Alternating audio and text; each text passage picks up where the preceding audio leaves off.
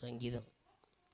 தம்மை நோக்கி கூப்பிடுகிற யாவருக்கும் உண்மையாய் தம்மை நோக்கி கூப்பிடுகிற யாவருக்கும் கர்த்தர் சமீபமாயிருக்கிறார். அல்லேலூயா. எப்படி இருக்கிறாராம்? கர்த்தர் சமீபமாயிருக்கிறார். யாருக்கு? தம்மை நோக்கி கூப்பிடுகிற, உண்மையாய் தம்மை நோக்கி கூப்பிடுகிற யாவருக்கும் கர்த்தர் சமீபமாயிருக்கிறார். சமீபம்னா என்ன? சமீபம்னா ரொம்ப அருகாமையில். அல்லேலூயா. கர்த்தருக்கு சோத்திரம். ரொம்ப அருகாமையில் கர்த்தர் இருக்கிறார். இன்றைய காலகட்டத்தில் நாம் உண்மை என்ற வார்த்தை ரொம்ப அரிதாக இருக்கிறது. அல்லேலூயா. உண்மைங்கிற வார்த்தை ரொம்ப அரிதாக போச்சு. யாரிடத்திலும் என்ன இல்லை, உண்மை இல்லை. அல்லேலூயா. எல்லாருமே ஒருவித முகமூடி அணிந்து கொண்டு தான் வாழ்ந்து கொண்டிருக்கிறோம். அல்லேலூயா. சோத்திரம். உண்மை பேசுகிறவர்கள், உண்மை சொல்லுகிறவர்கள் இன்றைக்கு அதிகமாக இல்லை. ஆமேன். கர்த்தர் நம்முடைய முகத்தை பார்ப்பவர் அல்ல. கர்த்தர் எதை பார்க்குறவர்? இருதயத்தை பார்க்கிறவர். ஆமேன். உங்களுக்கு எனக்கும் மனிதருடைய முகம்தான் தெரியும், உள்ளம் தெரியுமா? உள்ளம் தெரியாது. ஆமேன். ஆனால் ஆண்டவர் வெறும் முகத்தை, சரீரத்தை பார்க்கிறவர் அல்ல. அவர் இருதயத்துக்குள்ளே இருக்கிற உண்மைகளை, சிந்தனைகளை, நினைவுகளை அறிந்தவராயிருக்கிறார். ஆமேன். தாவீது இந்த வசனத்தை தன்னுடைய வாழ்க்கையின் இறுதி பகுதியில் எழுதியிருக்கிறார். தன்னுடைய வாழ்க்கையிலுடைய இறுதி பகுதியில் எழுதின ஒரு சங்கீதமாக இருக்கிறது. தாவீது பாடின ஸ்தோத்திர சங்கீதம்னு இருக்குது. அல்லேலூயா. கர்த்தருக்கு ஸ்தோத்திரம். அப்போ அவருக்கு தெரியும் கர்த்தரை அவர் வாழ்நாட்களில் எப்படியெல்லாம் ருசிச்சிருப்பார், தேவன் எவ்வளவு பெரியவர், எவ்வளவு இரக்கமுள்ளவர் அப்படிங்கிறதெல்லாம் தன்னுடைய அனுபவத்தில், தன்னுடைய வாழ்க்கையில் ருசி பார்த்த ஒரு மனிதன். ஆமேன். ருசித்து யாருக்கெல்லாம் தேவன் ரொம்ப அருகில் இருக்கிறாரு, கூப்பிடுற தூரத்தில் யாருக்கெல்லாம் இருக்கிறாரு அப்படிங்கிறத தெரிஞ்சுக்கிட்டு தான் என்ன செய்கிறாரு? இந்த சங்கீதத்தில் சொல்கிறாரு. நீங்கள் இந்த சங்கீதம் முதல் 2 வசனத்துக்கு பிறகு வர்ற வசனத்தை பாருங்கள். 3வது வசனம், கர்த்தர் பெரியவரும் மிகவும் புகழப்படத்தக்கவருமாயிருக்கிறார். அவருடைய மகத்துவம் ஆராய்ந்து முடியாது. தலைமுறை தலைமுறையாக உம்முடைய கிரியைகளின் புகழ்ச்சியை சொல்லி உம்முடைய வல்லமையுள்ள செய்திகளை அறிவிப்பார்கள். உம்முடைய சிறந்த மகிமை பிரதாபத்தையும் உம்முடைய அதிசயமான கிரியைகளையும் குறித்து பேசுவேன். அல்லேலூயா. அப்போ ஆண்டவர் எவ்வளவு பெரியவர், அவர் எவ்வளவு வல்லமையுள்ளவர். 8வது வசனம் சொல்லுது, கர்த்தர் இரக்கமும் மன உருக்கமும் நீடிய சாந்தமும் மிகுந்த கிருபையும் உள்ளவர். கர்த்தர் எல்லார் மேலும் தயவுள்ளவர். அவர் இரக்கங்கள் அவருடைய எல்லா கிரியைகளின் மேலும் உள்ளது. அப்போ இந்த வயதான காலத்தில் அவர் அனுபவத்தில் என்ன செய்கிறாருன்னா, கர்த்தர் எப்படிப்பட்டவர், அவருடைய இரக்கம் எப்படிப்பட்டது எல்லாத்தையும் அறிஞ்சு தான் என்ன செய்கிறாரு? இந்த வசனத்தை எழுதுகிறாரு. தம்மை நோக்கி கூப்பிடுகிற யாவருக்கும், உண்மையாய் தம்மை நோக்கி கூப்பிடுகிற யாவருக்கும் கர்த்தர் சமீபமாக இருக்கிறார். அல்லேலூயா. அப்போ உண்மையாய் கூப்பிடுறவங்களுக்கு ரொம்ப அருகில் இருக்கிறாரு அப்படிங்கிறது தான் இந்த சங்கீதக்காரனுடைய பேச்சினுடைய முழு சாராம்சமாக இருக்குது. அல்லேலூயா. யாருக்கு கர்த்தர் சமீபமாக இருக்கிறார்? உண்மையாய் கூப்பிடுகிறவர்களுக்கு. அப்போ இன்றைக்கு நம்முடைய பிரசங்கத்தின் மைய நோக்கம் என்ன அப்படின்னா, உண்மையாய், அல்லேலூயா, உண்மையாய் அவரை நோக்கி கூப்பிடுறவங்க. அது என்ன கூப்பிடுறதுல உண்மையாக கூப்பிடுறது? அல்லேலூயா. கூப்பிடுறதுல உண்மை அப்படின்னா, நம்ம வாழ்க்கை, நம்முடைய தேவனோடு உள்ள உறவு அது உண்மையாக இருந்தால் அது என்ன செய்யும்? கர்த்தர் ரொம்ப அருகில் இருப்பார். அதனால் இந்த உண்மையாங்கிற வார்த்தையை நம்ம தியானித்தோம் அப்படின்னா நம்முடைய வாழ்க்கையில் ஒரு மாற்றத்தை நிச்சயமாக கொண்டு வரும். சோத்திரம். எபிரேய மொழியில் உண்மையாய் அப்படின்னு இந்த இடத்துக்கு அவங்க எமிட் என்ற வார்த்தையை பொருள் அர்த்தம் வரக்கூடிய இந்த வார்த்தையை போட்டிருக்காங்க. அதுக்கு 3 அர்த்தம் வருகிறது. எமெட் என்ற அந்த உண்மையான இருக்கக்கூடிய இந்த இதுக்கு பயன்படுத்தக்கூடிய அந்த பதத்துக்கு என்ன அர்த்தம் வருது அப்படின்னா வெளிவேஷமற்றது. உண்மையாங்கிற வார்த்தைக்கு என்ன? வெளிவேஷமற்ற. அல்லேலூயா. உதடுகளினால் அல்ல, இருதயத்தினாலே கூப்பிடுகிற சோத்திரம். ஆமேன். நீங்கள் ஏசாயா தீர்க்கதரிசன புஸ்தகத்தில் 29ஆம் அதிகாரம் 13ஆம் வசனத்தை எடுக்கும்போது 29, ஏசாயா 29, இந்த ஜனங்கள் தங்கள் வாயினால் என்னிடத்தில் மறுபடியும் வாசிங்க. இந்த ஜனங்கள் தங்கள் வாயினால் என்னிடத்தில் சேர்ந்து தங்கள் உதடுகளினால் என்னை கனம் பண்ணுகிறார்கள். அல்லேலூயா. எதனால் சேர்றாங்களாம்? வாய் என்ன செய்யுது? இயேசுவே அப்படின்னு வாய் கூப்பிடுது. அல்லேலூயா. வாய் என்ன பண்ணுது? இயேசுவேன்னு கூப்பிடுது. இருதயம் எங்கே இருக்குது? இன்றைக்கி ஃபோன் பண்ணுறேன்னு சொல்லியிருந்தாங்களே, இன்னும் ஃபோன் வரலையே. அல்லேலூயா. இன்றைக்கி பணம் தர்றேன்னு சொல்லியிருந்தாங்களே, நம்ம இங்கே உட்காந்துருக்குறோமே. சோத்திரம் ஓடுதா இல்லையா? அல்லேலூயா. மெசேஜ் வந்துருச்சான்னு ஃபோனை என்ன செய்கிறோம்? அடிக்கடி நம்ம எடுத்து பார்க்க வேண்டியிருக்கு. அல்லேலூயா. இருதயம் எங்கே இருக்குது? சொல்லுங்கள்.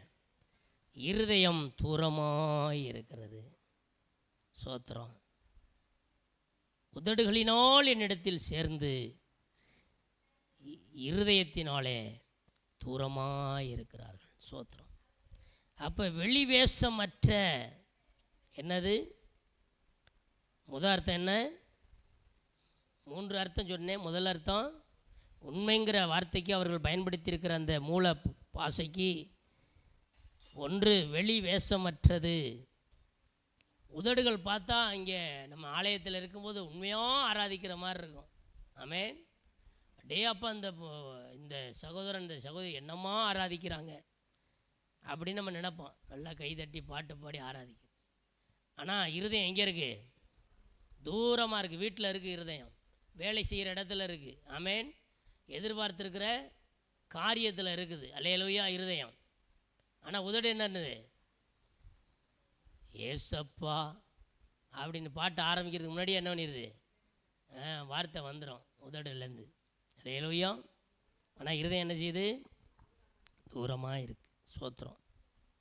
2வது இதுக்கு என்ன விளக்கம் அப்படின்னா மாறாதது, ஸ்டேபிலிட்டி. மாறாதது அப்படின்னு அர்த்தம். உண்மையாய் அப்படிங்கிற வார்த்தைக்கு அவர்கள் பயன்படுத்தியிருக்க அந்த மூல பதத்துக்கு 1 வெளிவேஷமற்றது, 2வது மாறாதது. அதாவது ஆபத்து வரும்போது மற்றும் தேவனை தேடிவிட்டு காரியம் முடிந்ததும் ஓடிப்போவதல்ல. சுகத்திலும் துக்கத்திலும், ஆமேன், இன்பத்திலும் துன்பத்திலும் எல்லாத்திலும் தேவனை விட்டு ஓடி போகாமல் தேவனை உறுதியாய் பற்றி கொண்டிருக்கிற ஒரு மாறாத பக்தி அப்படின்னு நம்ம சொல்லலாம். அல்லேலூயா. எந்த காலத்திலும் பக்தன் வரல. எந்த காலத்திலும் எந்த நேரத்திலும் நன்றியால் உம்மை நான் துதிப்பேன். இயேசுவே உம்மை நான் துதிப்பேன் துதிப்பேன், எந்த வேளையிலும் துதிப்பேன். இயேசுவே உம்மை நான் துதிப்பேன் துதிப்பேன், எந்த வேளையிலும் துதிப்பேன். ஆதியும் நீரே அந்தமும் நீரே, ஜோதியும் நீரே என் சொந்தமும் நீரே.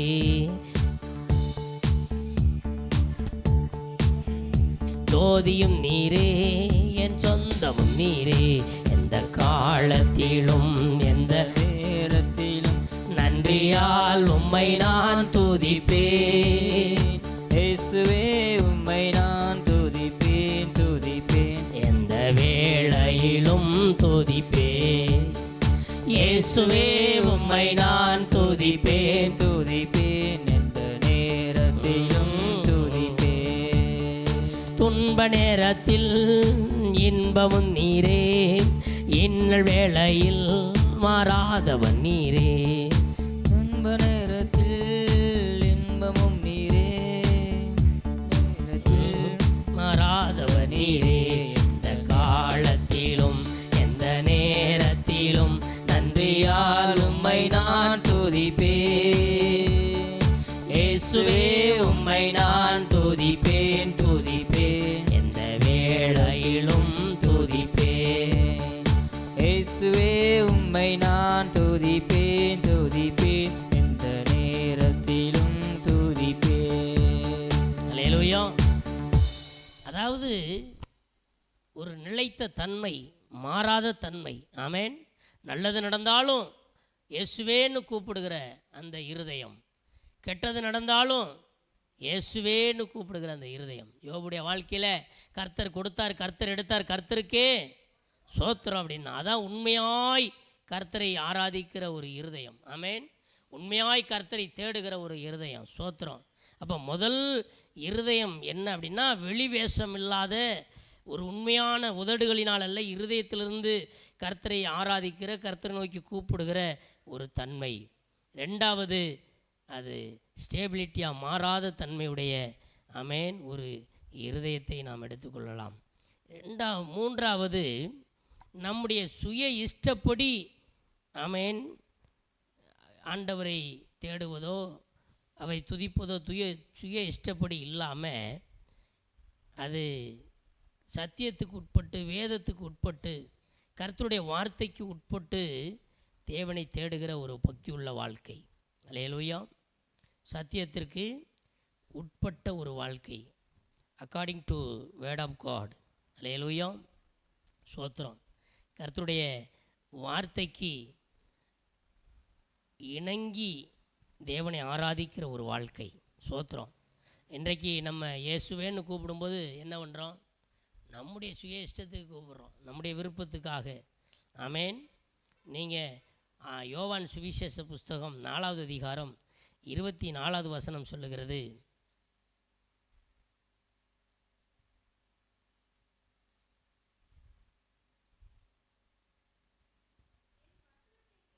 ம் 4:24, யோவான் 4:24, தேவன் ஆவியாயிருக்கிறார், அவரை தொழுது கொள்ளுகிறவர்கள் ஆவியோடும் உண்மையோடும் தொழுது கொள்ள வேண்டும். அல்லேலூயா. கர்த்தரை உண்மையாய் நோக்கி கூப்பிடுவது என்றால் இருதயத்தை எங்கேயோ வைத்து கொண்டு கூப்பிடுகிறது அல்ல. ஆமென். இருதயத்திலிருந்து அவரை நோக்கி கூப்பிடணும். ஒன்று. ரெண்டாவது, தேவனுடைய வார்த்தைக்கு ஆமென் தேவனுடைய வார்த்தைக்கு விரோதமாய் வாழ்ந்து கொண்டு தேவனை கூப்பிடுவதல்ல, அவரை உண்மையாய் தொழுது கொள்ளுகிறவர்கள் ஆவியோடு உண்மையோடும் தொழுது கொள்ள வேண்டும். துன்பத்தில் மாத்திரம் கர்த்தரை தேடிட்டு இன்பத்தில் அவரை விட்டுட்டு ஓடுறதில்லை. 3 காரியம்தான். ஆமென். ஒன்று, வெறும் வாயினாலே கூப்பிடுறதில்லை, இருதயத்திலேருந்து கூப்பிடணும். ரெண்டாவது, சந்தோஷமான நேரத்தில் மட்டும் கர்த்தரை கூப்பிட்டுட்டு மற்ற நேரத்தில் அவரை விட்டுட்டு போகிறதில்லை, அல்லது துயரமான நேரத்தில், உபத்திரவ நேரத்தில் அவரை கூப்பிட்டுட்டு மற்ற நேரத்தில் விட்டுறதில்லை. மூன்றாவதாக, தேவனுடைய வார்த்தைக்கு இணங்கி வார்த்தையின்படி வாழ்ந்து அவரை நோக்கி கூப்பிடுவது. அல்லேலூயா. சோத்திரம்.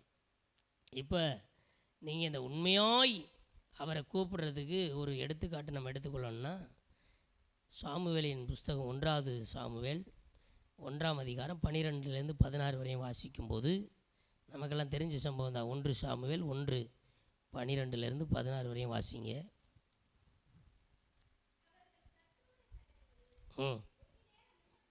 வெகு நேரம் விண்ணப்பம் பண்ணி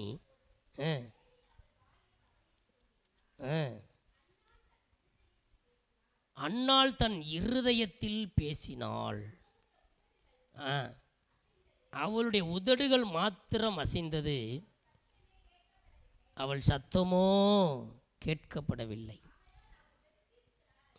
சோத்திரம். இப்போ வசனம் என்ன சொல்லுது பாருங்க. அவள் தன் இருதயத்திலிருந்து என்ன செய்தா?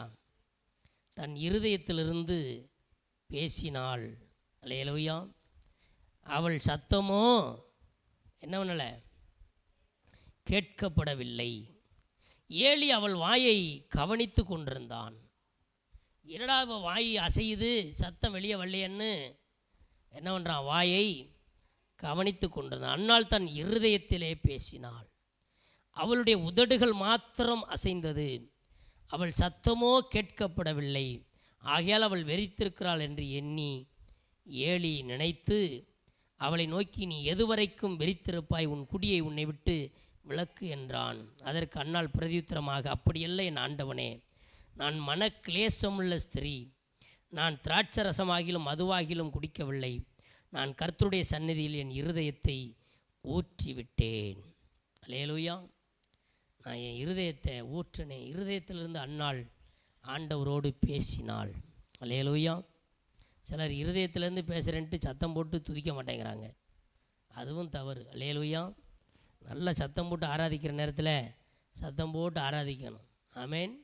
பிறவி குருடன் என்ன பண்ணா, இப்போ முதல்ல பாட்டில் கேட்டோம், பிறவி குருடன் பர்த்திமேயு இயேசுவே எனக்கு இறங்கும் என்று சத்தமிட்டு கூப்பிட்டான். பின்னும் அதிகமாய் சத்தமிட்டு கூப்பிட்டான் என்று நாம் பார்க்கிறோம். அல்லேலூயா. சத்தம் வெளியே வருதா வரலையாங்கிறது முக்கியமல்ல, இருதயத்திலிருந்து ஆண்டவரை நோக்கி கூப்பிடுறோமா. ஆமேன். இருதயத்திலிருந்து தேவனோடு பேசுகிறோமா என்பதை நாம் ஆராய்ந்து பார்க்க வேண்டும். அல்லேலூயா. கர்த்தருக்கு ஸ்தோத்திரம். ஆமேன். இப்போ ஒரு சம்பவத்தை நம்ம பார்த்துட்டோம். அல்லேலூயா. அன்னாள் எதுலேருந்து பேசுகிறா, இருதயத்திலேருந்து பேசுகிறா. ஏசாயா தீர்க்க தரிசன புஸ்தகத்தில் 38ஆம் அதிகாரம் 1-5 வரை வாசிக்கும்போது,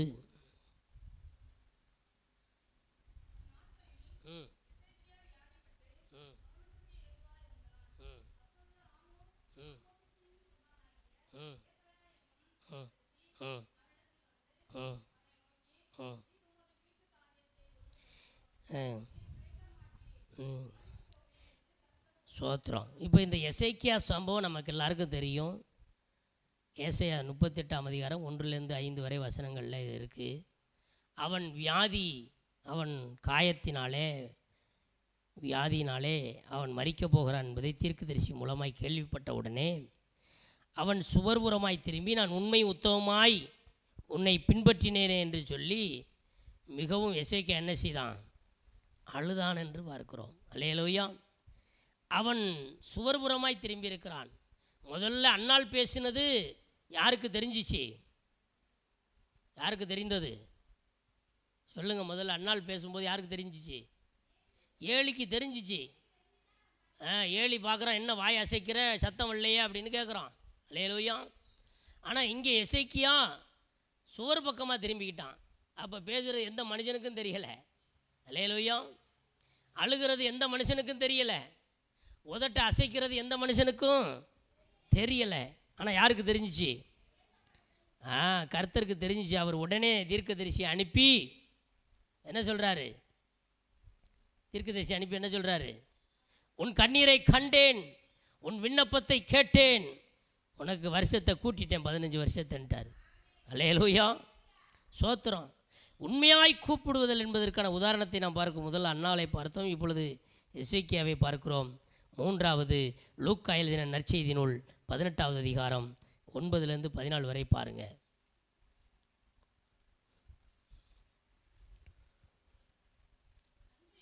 அன்றியும் தங்களை நீதிமான்கள் என்று நம்பி மற்றவர்களை அற்பமாய் எண்ணின அவர் ஒரு உவமையை சொன்னார். 2 மனுஷர் ஜெபம் பண்ணும்படி தேவாலயத்திற்கு போனார்கள். ஒருவன் பரிசேயன், மற்றவன் ஆயக்காரன். பரிசேயன் நின்று, தேவனே, நான் பரிகாரர், அநியாயக்காரர், உபச்சாரக்காரர் ஆகிய மற்ற மனுஷரைப் போலவும் இந்த ஆயக்காரனைப் போலவும் இராததனால் உம்மை ஸ்தோத்தரிக்கிறேன். வாரத்தில் 2 தரம் உபவாசிக்கிறேன், என் சம்பாத்தியத்திலெல்லாம் தசமபாகம் செலுத்தி வருகிறேன் என்று தனக்குள்ளே ஜெபம் பண்ணினான். ஆயக்காரனோ தூரத்திலே நின்று தன் கண்களை வானத்துக்கு ஏறெடுக்க துணியாமல் தன் மார்பிலை அடித்து கொண்டு, தேவனே பாவியாய் என்மேல் கிருபையாயிரும் என்றான். அவனல்ல, இவனே நீதிமானாக்கப்பட்டான். அல்லேலூயா. இப்போ 2 பேரும் ஜெபம் பண்ணுறாங்க. ஒருத்தன் எப்படி ஜெபம் பண்ணுறான்? நான் ஒரு நீதிமான், நான் நல்லா சம்பாதிக்கிறேன், சம்பாதிக்கிறதுல எல்லாம் என்ன பண்ணுறேன், உண்மையாக தசமபாகம் காணிக்கெல்லாம் கொடுக்குறேன், அப்புறம் பாவம் செய்கிறதில்ல, அநியாயம் செய்கிறதில்ல, அக்கிரமம் செய்கிறதில்ல, நான் நீதியாக வாழ்கிறேன்னு தன் சுயநீதியை பற்றி பேசி கொண்டிருக்கிறான். அல்லேலூயா. எதை பற்றி பேசுகிறான்? சுயநீதியை பற்றி பேசுகிறான். ஆமேன். ஆனால் இந்த ஆயக்காரன் என்ன சொல்கிறான்னா, தான் ஒரு பாவி, நான் ஒரு பாவி, என்னிடத்துல நீதி இல்லை, என்னிடத்தில் அநியாயம் இருக்கிறது, அக்கிரமம் இருக்கிறது, நான் உம்மை நோக்கி கூப்பிடுறது எனக்கு தகுதி இல்லைன்னு சொல்லி தன்னுடைய உண்மை நிலையை சொல்லி அவன் என்ன பண்ணுறான், தேவன்கிட்ட இரக்கத்துக்காக கெஞ்சுகிறான். அல்லேலூயா. சோத்திரம். இரக்கத்துக்காக என்ன செய்கிறான், கெஞ்சுறான். அப்போ உண்மை அன்னாளை போல இருதயத்திலிருந்து பேசுவது, எசேக்கியாவை போல இருதயத்திலிருந்து பேசுவது மாத்திரமல்ல, உண்மை என்பது தன்னுடைய நிலையை உணர்ந்து, தன்னுடைய நீதியை தம்பட்டு அடிக்காமல், தன்னுடைய குறைகளை உணர்ந்து, தன்னுடைய தவறுகளை உணர்ந்து, தன்னுடைய அக்கிரமங்களை உணர்ந்து தேவனை தேடுவது. அல்லேலூயா. சோத்திரம். இதுக்கு இணையாக நம்ம இன்னொரு பகுதியை, இன்னொரு சம்பவத்தை வாசிக்கணும்னா, நம்ம கெட்ட குமாரனுடைய, இளைய குமாரனுடைய கதையை எடுத்துக்கொள்ளலாம். அது லூக்கா 15ஆம் அதிகாரத்தில் இருக்கிறது. அவன் தன் ஆஸ்தியெல்லாம் சேர்த்து கொண்டு என்ன செய்கிறான், தன் ஆஸ்தியெல்லாம் சேர்த்து கொண்டு தூர தேசத்துக்கு போய் கெட்ட வாழ்க்கை வாழ்ந்து தன்னுடைய எல்லாவற்றையும் அழித்து விட்டு, ஆஸ்தியெல்லாம் அழித்துட்டு, பரத்துக்கு விரோதமாகவும் தகப்பனுக்கு விரோதமாக பாவம் செஞ்சிட்டேன்னு சொல்லி, தகப்பனிடத்தில் தான் ஒரு பிள்ளை என்று சொல்வதற்கு தகுதி இல்லை என்று சொல்லி அவன் தன் நிலையை உணர்ந்ததை நாம் பார்க்கிறோம். ஆமேன். அப்போ உண்மையாய் அவரை தேடுவது என்பது நம்முடைய நிலையை உணர்ந்து அப்பாவிட்ட வரணும். ஆமேன். இருதயத்திலிருந்து அப்பாவை கூப்பிடுறோம் ஒரு பக்கம், அதே நேரத்தில் இருதயத்தில் உள்ளதெல்லாம் மறைக்காமல் என்ன செய்யணும், அவரை நோக்கி கூப்பிடணும். சோத்திரம். பாவங்களை அறிக்கையிடணும். பாவங்களை அறிக்கையிடு. ஒரு 10 நிமிஷம் போகலாம். பாவங்களை அறிக்கையிடு, பரிசுத்தமாய் வாழ்ந்து விடுன்னு ஒரு பாட்டு பாடுறோம். பாவங்களை அறிக்கையிடு, பாவங்களை அறிக்கையிடு, நீ பரிசுத்தமாகிவிடு, நீ பரிசுத்தமாகிவிடு. கலங்காதே கலங்காதே, கர்த்தர் உன்னை கைவிட மாட்டார். கலங்காதே கலங்காதே, கர்த்தர் உன்னை கைவிட மாட்டார். கலங்காதே கலங்காதே. அல்லேலூயா. சோத்திரம். இப்போ எப்படி நடைமுறைப்படுத்துவது இதை? இந்த உண்மையாய் அவரை நோக்கி கூப்பிடுகிற இந்த வார்த்தையை நாம் எப்படி நடைமுறைப்படுத்துவது அப்படின்னு பார்த்தோம்னா, முதல்ல நம்ம முகமுடியை கலட்டணும். முதல்ல என்ன பண்ணணும், முகமுடியை கலட்டணும். என்ன முகமுடி? நல்ல செபிக்கிறது போல் ஆக்ஷன் பண்ணுற முகமுடி, நல்ல பரிசுத்தவான் போல் நடிக்கிற அந்த முகமுடி. ஆமேன். சோத்திரம். நம்மகிட்ட கோபம் இருந்தால் கோபத்தை காட்டணும். அல்லேலூயா. சிலர் என்ன பண்ணுவாங்கன்னா, வெளியிலே கோபப்படுறது மாதிரி நடந்துக்க மாட்டாங்க. அல்லேலூயா. ஆனால் வீட்டில் கோபம் தலைவிரிச்சு ஆடும். அல்லேலூயா. சோத்திரம். பப்ளிக்லை கோபம் இயற்கையாக இருந்தால் பப்ளிக்லையும் அதை காட்டிக்கலாம். அல்லேலூயா. ஆனால் பப்ளிக்கில் இருக்கும்போது என்ன பண்ணுறது, எல்லோரும் பார்க்குறாங்கன்ட்டு அப்படியே நடிக்க வேண்டியது. ஆமேன். சோத்திரம். இது நம்முடைய பலவீனம். நமக்குள்ள கோபம் இருக்கலாம், கவலை இருக்கலாம், ஆமேன், கண்ணீர் இருக்கலாம். என்ன பலவீனம் இருந்தாலும் அப்படியே தேவன்கிட்ட சொல்லணும். ஆண்டவரே, நான் ஒரு கோபக்காரப்பா. ஆமேன். நான் திக்குவாயி மந்தனா உள்ளவன்ப்பா. அல்லேலூயா. சோத்திரம். அப்படி பழகணும். ரெண்டாவது, நம்முடைய சுயநீதியை நம்ம ஆண்டவர்கிட்ட வந்து நிப்பாட்டவே கூடாது.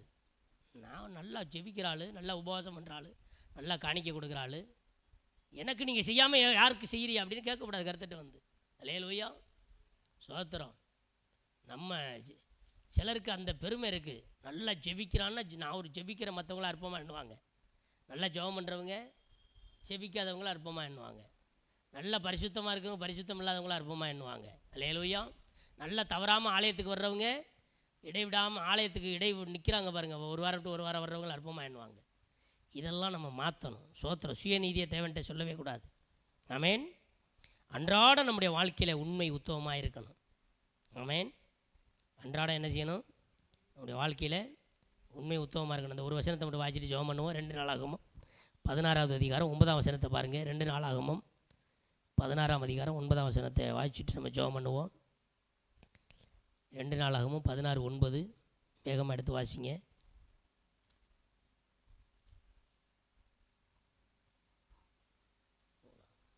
16:9 தம்மை பற்றி உத்தம இருதயத்தோடு இருக்கிறவர்களுக்கு அதானே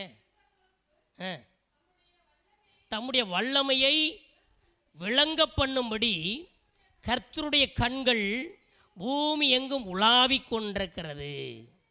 போதும். தம்மை பற்றி உத்தம இருதயத்தோடு இருக்கிறவர்களுக்கு. ஆமேன். அப்படி தானே? வாசிங்க மறுபடியும். தம்மை பற்றி உத்தம இருதயத்தோடு இருக்கிறவர்களுக்கு தம்முடைய வல்லமையை விளங்க பண்ணும்படி கர்த்தருடைய கண்கள் பூமி எங்கும் உலாவிக் கொண்டிருக்கிறது. கண் அப்படியே உலாவிக்கிட்டே இருக்குது. யாராவது உண்மையாக இருக்கிறாங்களா, உத்தமமாக இருக்காங்களா, அவங்கள போய் அப்படியே ஆசீர்வதிச்சிருவோம். அல்லேலூயா. ஆண்டவர் சுற்றி சுற்றி வந்துக்கிட்டு இருக்கிறாரு. அப்படியே கண்கள் எங்கே உலாவி பார்க்குது. ஒருத்தர் உண்மையாக இருக்கிறாங்களா, உத்தம இருதயத்தோடு இருக்காங்களான்னு ஆண்டவர் பார்த்துக்கிட்டு இருக்கிறார். ஆமேன். ஆகவே பிரியமானவர்களே, இன்றைக்கு கர்த்தர் உங்களுக்கு பல மைல் தூரத்தில் இல்லை, உங்கள் அருகாமையில் இருக்கிறார், உங்கள் சமீபத்தில் இருக்கிறார். ஆமேன். நீங்கள் அவர் வந்து உங்கள்கிட்ட வந்து உங்களுக்கு அற்புதம் செய்யணும்னா ஒரே அவர் எதிர்பார்க்க தகுதி உண்மை. ஆமேன். ஜெப வாழ்க்கையில் உண்மை, பரிசுத்த வாழ்க்கையில் உண்மை. ஆமேன். எல்லாவற்றிலும் ஒரு உண்மையை ஆண்டவர் உங்களிடத்திலிருந்து எதிர்பார்க்கிறார். இருதயத்தில் கபடற்ற இருதயத்திலிருந்து ஆமேன் அவரை நோக்கி உண்மையாய் கூப்பிடவில்லை அவர் எதிர்பார்த்து கொண்டிருக்கிறார். எல்லா கண்களை மூடி எல்லா முழங்கள் படிக்கிட்டு எல்லாம் ஜெபம் பண்ணுவோம். உண்மையாய் அவரை தேடும் யாவருக்கும் இயேசு அற்புதர். உண்மையாய் அவரை தேடும் யாவருக்கும் இயேசு அற்புதர். அற்புதர் அற்புதர் அற்புதர் அற்புதர் இயேசு. அண்டினோர் வாழ்வை இன்பமாய் மாற்றும் இயேசு. சொல்லுங்க. அற்புதர் அற்புதர் அற்புதர் அற்புதர் இயேசு அற்புதர். அண்டினோர் வாழ்வை இன்பமாய் மாற்றும் இயேசு. எல்லோரும் பாடுங்கள் சந்தோஷத்துடனே, எல்லோரும் பாடுங்கள்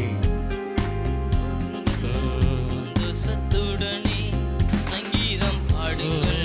அற்புதர் அற்புதர் அற்புதர் அற்புதர் இயேசு. அண்டினோர் வாழ்வை இன்பமாய் மாற்றும் இயேசு அற்புதர்.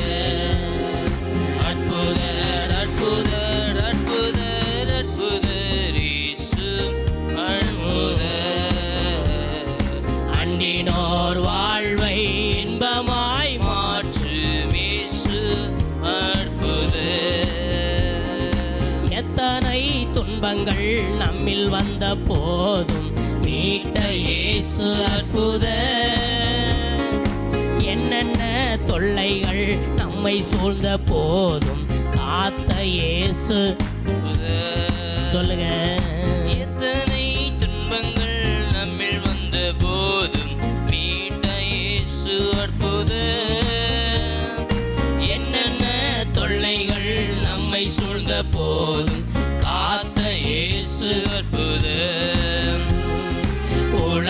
உலகத்தில் இருப்போனிலும் எங்கள் இயேசு பெரியவர் அற்புதரே.